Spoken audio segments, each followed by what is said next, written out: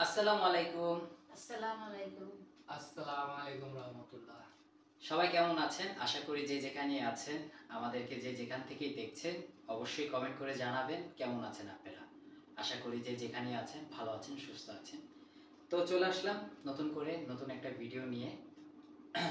আজকের ভিডিওটা কি কারণবশত ৩ জন বসলাম, সেটা আমি গতকাল লাস্ট ভিডিওতে থাম্বনেইলে দেওয়া হয়েছিল। কেন বা আমরা আমাদের শহর ছেড়ে দূরে কোথাও চলে আসলাম। তো আজকে ওই বিষয় নিয়েই কথা বলবো। আমি আমার পুরানো ফ্ল্যাটটা কি কারণবশত চেঞ্জ করলাম, কেন বা চেঞ্জ করতে হইলো সেটাও থাকবে। আর আপনাদের মাঝে একটু আড্ডা দিতে চলে আসলাম, আপনাদের কিছু আনসার যেটা অহরহ দিচ্ছেন। উম, আমার মনে হলো যে কথাগুলো বলাটা উত্তম, কারণ ক্লিয়ার তো করতে হবে কেন হঠাৎ করে আমি বাসাটা চেঞ্জ করে ফেললাম। সবাই জানেন, আমাদের ভিডিওগুলো সবাই দেখেন। আমি যে এলাকাতে থাকি ওই এলাকাতেও কম বেশ সবাই দেখে আমি কি কাজ করি কিংবা কি ভিডিও বানাই। তো বন্ধু বান্ধব, এলাকার ভাই বেড়াদার, আমার আব্বু আমার আম্মু ৫ জনের সাথে চলাফেরা করে, তাদের সাথে ওঠা বসা করে। তারাও বলে যে আপনার ছেলে কি করে না করে। তো সবাই আমার কম বেশ ভিডিওগুলো সবাই দেখে। আমরা ফ্যামিলিতে কি পাক করে খাচ্ছি, কোথায় যাচ্ছি, কি করছি, এগুলো সবাই যেরকম আপনারা দেখেন। আমাদের ওই যে ১৫-১৬ বছর ধরে একটা এলাকাতে আমরা ছিলাম, তো তারাও ওগুলো দেখে। তো আমার একটা ঝামেলার কারণবশত যে বাসাটায় আমরা থাকতাম, মানে ছিলাম, এটা ছিলামই বলা যায়, এখন তো আর নাই। তো ওই বাসাটায় আমি একটা ঘটনা ঘটাইছিলাম, ওষুধ খাইছি, দোয়ালাতলি দিতে গেছি, তো সব কিছুই ছিল। তো ওই ভিডিওগুলো সবাই কম বেশ দেখছে। দেখার পরে তারপর ইতিমধ্যে অনেক ঘটনা ঘটে গেছে। তো চিন্তা করলো আব্বু আম্মু যে যখন রাস্তা দিয়ে বাইর হয়, নানান জনে নানান কথাই বলা শুরু করে দিছে। তো এখন নানান জনে নানান কথা কি বললো আর কেন বা বলে, সেটাও আপনারা জানবেন আমার আব্বু আম্মুর কাছ থেকে। আর এখন আমি কথা না বাড়িয়ে ডিরেক্টলি আমার আব্বু আম্মু বলুক, কারণ তারা ফেস হয়েছে, তারা এটার একটা মানে সংগঠন হয়েছে, মানে ৫ জন যখন একটা কথাগুলো বলতে গেছে যে আপনার ছেলে এটা করে, আপনার ছেলে ওইটা করছে, তো তাদেরও তো একটু খারাপ লাগার কাজ করা শুরু করছে।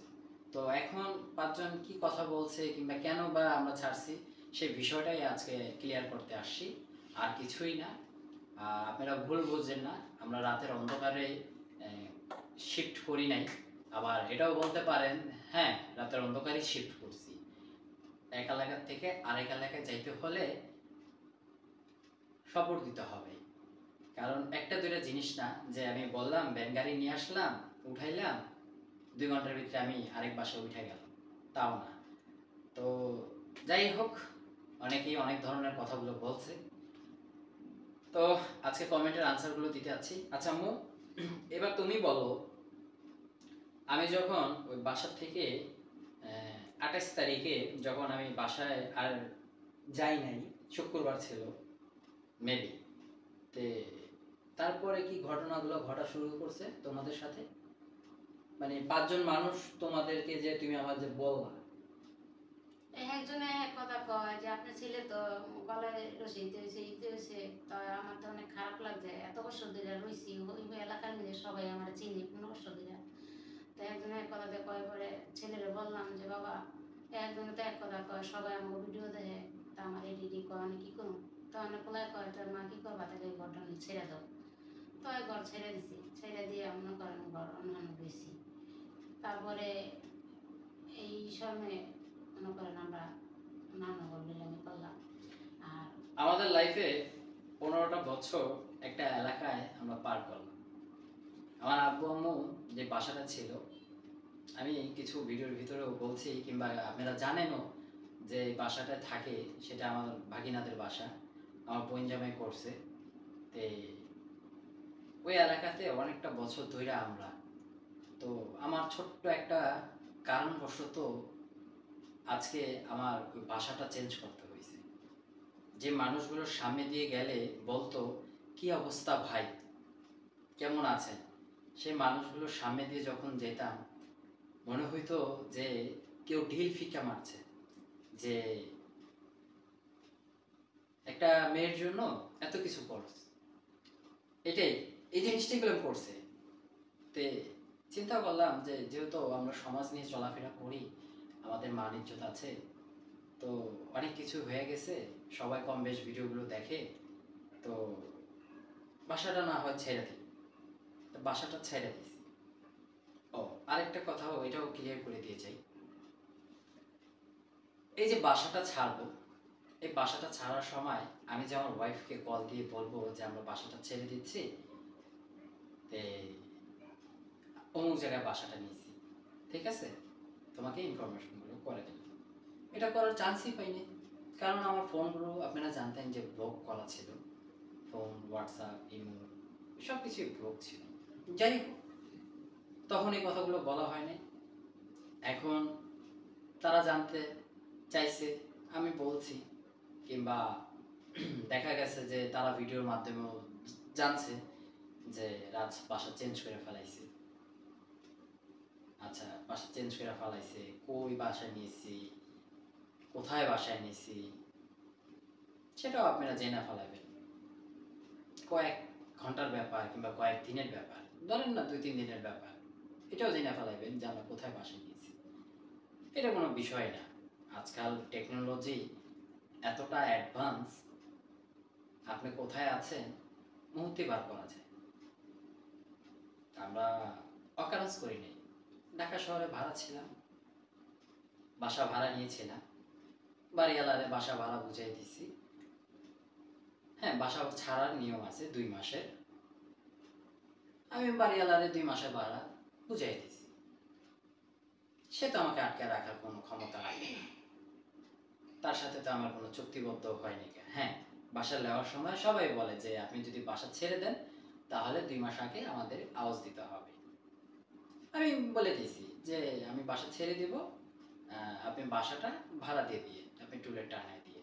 হ্যাঁ, তার সাথে 2 মাসের যে এগ্রিমেন্ট ছিল সেটা তো আমি কমপ্লিট করে দিছি। তার বাসা ভাড়াটা আমি কমপ্লিট করে দিছি, তার যে কারেন্ট ছিল যেটা আমি পড়াইছি সেটাও আমি কমপ্লিট করে দিছি। তাহলে সে আমাকে ধরে রাখার মতন কিছুই না।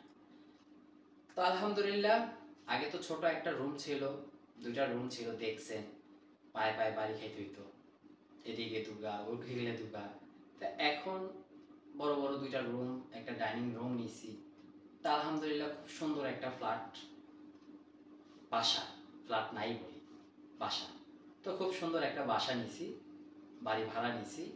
তো আমার আর আমার ওয়াইফের যত মাল সামানা ছিল সম্পূর্ণ একটা রুমের ভিতরে রাখা আছে।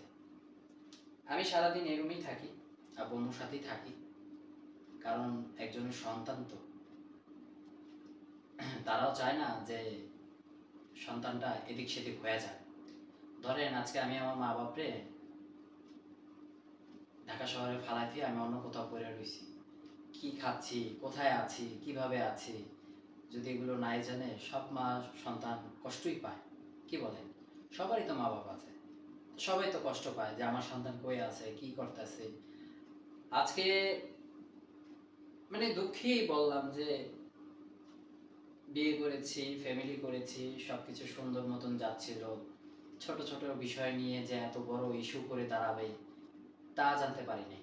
নিজের এলাকাটাও ছেড়ে দিতে হবে, কারণ 5 জন নিয়ে যখন একটা মানুষ চলাফেরা করে, আমার আপুরে তো দেখতেই পারছেন, একটা এলাকায় একটা মহল্লায় অনেকটা বছর ধরে রয়েছে, ওই মানুষটা যখন তাকে এসে জিজ্ঞাসা করে আপনার ছেলে এই জিনিসটা করছে, ছি, তখন আপনার কাছে কেমন লাগবে?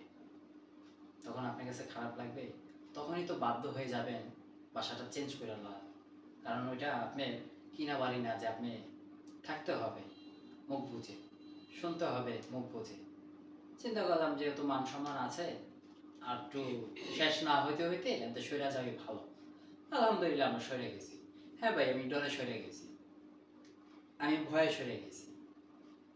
আমি ক্যাচাল পছন্দ করি না, আমার বাপেও ক্যাচাল পছন্দ করে না। আমার বাপ মা শিক্ষা দিয়েছে যে তোমাকে কেউ যদি বকা দেয় মাথা নত করে শোনো, কিংবা কেউ যদি গাল দেয় শোনো, উত্তর দিতে যাও না, কি হবে তাতে? আপনি আমাকে দুটো বকাই দিলেন, আমার কি হলো? আমার কিছু হলো? কিচ্ছু হবে না। আপনি চিন্তা করেন, যখন আপনি রিয়েলাইজ করবেন যে হ্যাঁ এই লোকটাকে বকাটা দেওয়াটা উচিত হয়নি, তখন আপনি নিজেই মাথা নত করেই বলবেন যে সরি ভাই, আমার ভুল হয়ে গেছে। তো ওই শিক্ষাটাই দিছে, আর ওই শিক্ষার কারণবশতই আমি আমার মা বাপকে নিয়ে রাতের অন্ধকারেই পলাই গেছি ভাই। আলহামদুলিল্লাহ পলাই গেছি। হ্যাঁ, আমি স্যালেন্ডার করছি ভাই। দেশে অনেকগুলি তো জনগণ, রাজনীতিতে তো অনেক মানুষই থাকে, আমরা নাই ভাই।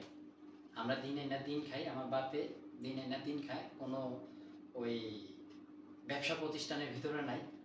চাকরি করে, আজকে বেতন দিলে কালকে সংসারে বাজার আসবে, কালকে বেতন না দিলে আজকে সংসারে বাজার আসবে না। আমরা ভাই গরিব মানুষ, আমরা স্যালেন্ডার করছি ভাই, পলাই গেছি ভাই। আমরা রাতের অন্ধকারে ভাই গিয়া করছি ভাই। আলহামদুলিল্লাহ সুখে আছি, পরিবার নিয়ে সুখে আছি। ঠিক আছে নাকি মা? জি, আমার কথাগুলো ঠিক আছে নি? ঠিক আছে। আমি ভয় পাইছি, তুমিও তো ভয় পাইছো। আমরাও ভয় পাইছি। তোমার 5 জন মানুষ জিজ্ঞাসা করতেছে যে আপনার ছেলে এগুলো এগুলো করছে, হ্যাঁ, দেখলাম। একজন এক এক কথা তো বলছে। চিন্তা করছে যে আমার মান সম্মান থাকতে থাকতে হ্যাঁ, আমাদের আমি তো ভাই মান রাতের সম্মান অন্ধকারে আছে, পলাম, আমাদের মান সম্মান নাকি? আছে না? হ্যাঁ। পলাইছি ভাই, বুঝছে? তো এই ছিল আজকে টোটাল কথা আড্ডা আপনাদের সাথে। আর আজকে এই বিষয়ের কারণবশতই আমি আপনাদের কাছে আসলাম কথা বলতে। আলহামদুলিল্লাহ, সবাই দোয়া করেন। এই ঘরের সংসারে ছেলের বউরে তো চাও নাকি? জি। হ্যাঁ, ছেলের বল লেগে তো তাই না, ছেলের বল লেগে তো এক লগে রইছি, এক লগে ফিরছি, এক লগে মেয়ের নানি, ছেলের বউ তো হিসাবে দেয়নি, আমি তো মেয়ে হিসাবে দেখছি।